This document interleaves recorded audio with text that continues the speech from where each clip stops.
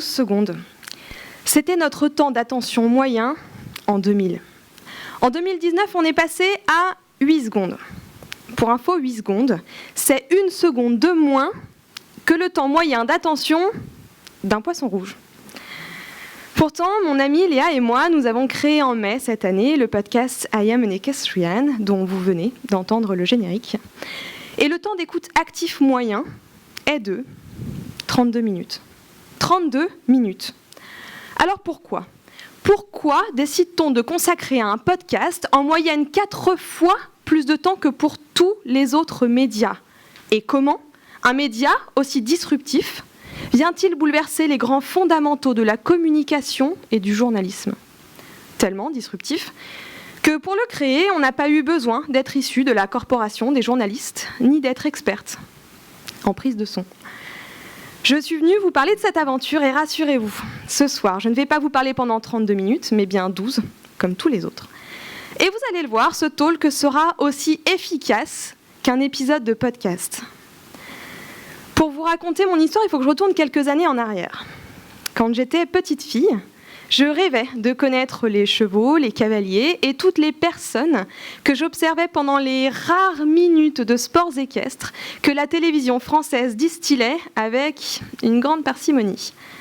Plus tard, adolescente, je lisais leurs témoignages, leurs interviews dans le magazine auquel j'étais abonnée.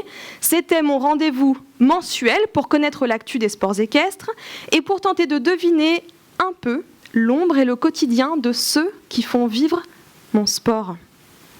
Comme environ 9 petites filles qui font l'équitation sur 10, je voulais devenir cavalière. Quand j'avais 16 ou 17 ans, j'aurais rêvé qu'on m'explique alors que la filière cheval, c'est autant de métier que de quotidien, de personnalité ou de talent. On m'a vite fait comprendre que j'étais meilleure pour calculer des pourcentages que pour compter mes foulées. Et j'ai fait des études, un master en commerce international. Et là, vous vous dites... Rien à voir avec l'équitation, ni avec le journalisme, ni avec l'ingénierie du son. Je vous assure, mon histoire a un sens. En 2016, je suis responsable commercial export pour une marque de la filière, de la diversité des métiers et des quotidiens, n'est-ce pas ? Et je parcours le monde pour me rendre vers tous les grands événements internationaux de sports équestres, les salons, les coupes du monde, les concours. Je passe de très longues heures dans les transports, je vais à Cologne en voiture, je roule sur des centaines de kilomètres pour traverser la Suède, je prends l'avion plusieurs fois par mois, même par semaine. Bref, mon métier me dessine un quotidien de nomade. Chaque semaine, une nouvelle destination pour moi. J'ai une question pour vous. Qu'est-ce que vous faites quand vous êtes sur la route ? Vous écoutez probablement de la musique ou la radio. Si vous écoutez la radio, alors vous vous soumettez à sa programmation. Il est très probable que vous écoutiez plusieurs fois le même programme dans la même matinée, ou alors que vous écoutiez des émissions sur des thèmes qui ne vous passionnent pas spécialement, voire pas du tout. Je reviens à mon histoire. Quand je passais des demi-journées ou des journées complètes sur la route, j'avais très vite fait le tour de l'actu du jour, et presque aussi rapidement épuisé ma playlist musicale. C'est à cette époque que j'ai découvert les livres audio, et c'est l'étape 1 de mon histoire. Grâce aux livres audio, merci Kindle, je comble mes très longues heures de route, je pallie mon manque de temps pour la lecture et je nourris mes envies d'histoire. Quelques mois plus tard, par hasard, c'est l'étape 2, je découvre les podcasts, des audios que je peux écouter gratuitement, facilement, au rythme de mes envies et de mes besoins. Et il faut que je vous dise que par-dessus le tout, je suis un peu insomniaque. Donc des heures à tuer, j'en ai un certain nombre. Ces audios, je peux même les précharger et les écouter dans l'avion.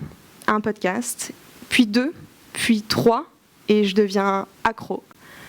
Je découvre des podcasts sur des thèmes de société, de culture, sur le féminisme, l'entrepreneuriat, sur des artistes, des philosophes, des explorateurs, des sportifs. Je me plonge dans des témoignages inspirants et chacune des histoires que j'entends m'insuffle de l'envie, de l'ambition, me fait l'effet d'un boost de motivation. Cette nouvelle consommation de médias a vraiment donné une nouvelle dynamique à ma vie. L'étape 3, elle se passe un soir, autour d'un verre de vin blanc du Ubi, c'est très important.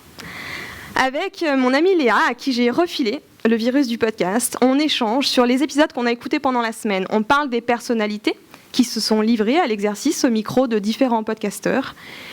Et on s'entend pour dire qu'on aime la transparence, l'intimité, le storytelling, l'inspiration dont les podcasts sont vecteurs. Ce soir-là, je propose, et si on créait un podcast qui donnerait la parole aux grandes personnalités des sports équestres, pour savoir qui ils sont en dehors de la piste, à quoi ressemble leur quotidien, quelle a été leur histoire, quelles ont été leurs embûches. En fait, tout ce que nous, on avait envie de savoir. On veut donner la possibilité à tous les amoureux de notre sport de connaître, de découvrir ceux qui les font rêver sous un angle intime, authentique. De cette première idée, on a tracé le contour de I Am an Equestrian. Et en moins de 2 mois, le projet est passé du stade d'idée à celui de l'enregistrement des premiers épisodes. On achète un enregistreur HD et 2 micros, puis on donne rendez-vous à nos invités chez eux ou sur les événements auxquels ils participent. On enregistre alors Thierry Rosier dans le clubhouse de ses écuries à Bois-le-Roi, Camille Condé-Ferreira dans le home car de son camion en concours, ou encore le speaker Yannick Bichon dans la salle de presse du Jumping International de Bourg-en-Bresse. C'est versatile, facile. Et puis pendant environ 45 minutes, on écoute notre invité nous raconter son histoire, à son rythme, avec ses mots, ses silences, ses émotions. Quand la vidéo intimide, quand l'écrit ne donne de place ni au jeu de tonalité, ni au silence, c'est la sincérité de la voix sans filtre et sans mise en scène que le podcast offre à ses auditeurs. Au micro qui était installé sur la table de son clubhouse, Thierry Rosier échappait les mots suivants. Mon frère a tout réussi, j'ai tout échoué. Pendant cette conversation, il s'est livré avec une très grande sincérité, beaucoup de spontanéité. Avec I Am an Equestrian, on cherche à inspirer, à éclairer, motiver, à ouvrir de nouvelles perspectives.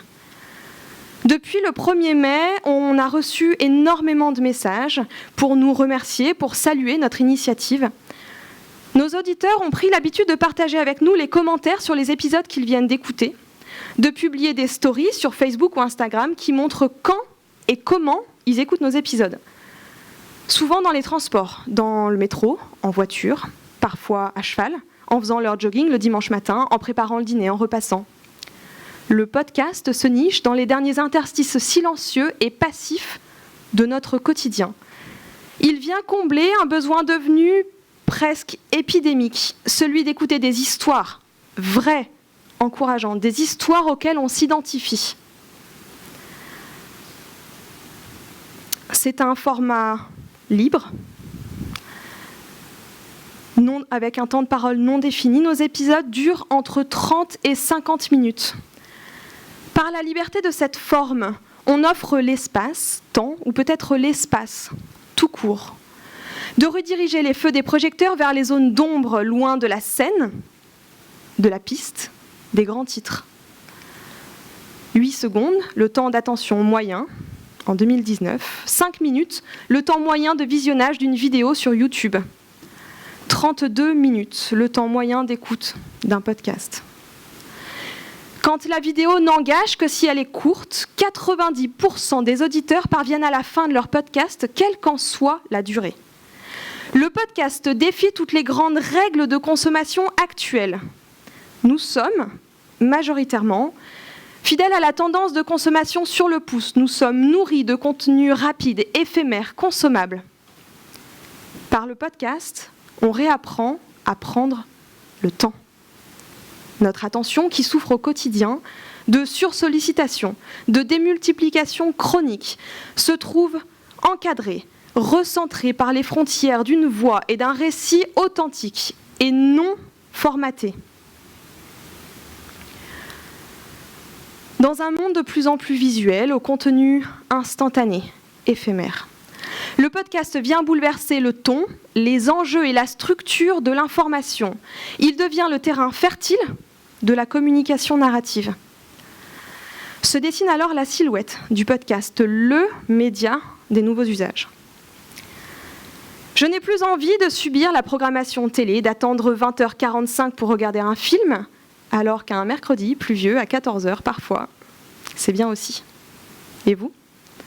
Je n'ai plus envie de perdre 2 heures le vendredi soir entre 17 et 19h, alors que c'est pile le moment des happy hours dans mon bar préféré, le temps du Ubi.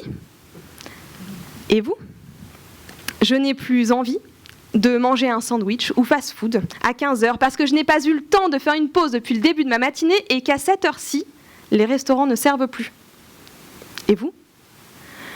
Vous le devinez maintenant, mon profil, celui d'une travailleuse nouvelle génération, d'une rêveuse, nomade, avide de sens, au profil de vie parfois, souvent, voire tout le temps, effréné, est en fait un profil universel, générationnel. Je suis, vous êtes et nous sommes une génération nomade, flexible, à la demande. Nous sommes avides de sens, d'histoire, de sincérité. Nous dénonçons les filtres Instagram au profit du body positivity, du no filter. Nous n'avons plus envie d'écouter les success stories, sinon les story living, les vraies histoires, avec leur lot de coups durs et de galères. Je suis, vous êtes, nous sommes une génération qui s'affranchit des contraintes de temps et d'espace, qui veut pouvoir lire, travailler, produire, s'informer, communiquer n'importe où et n'importe quand. Je suis, vous êtes, nous sommes la génération podcast. Merci.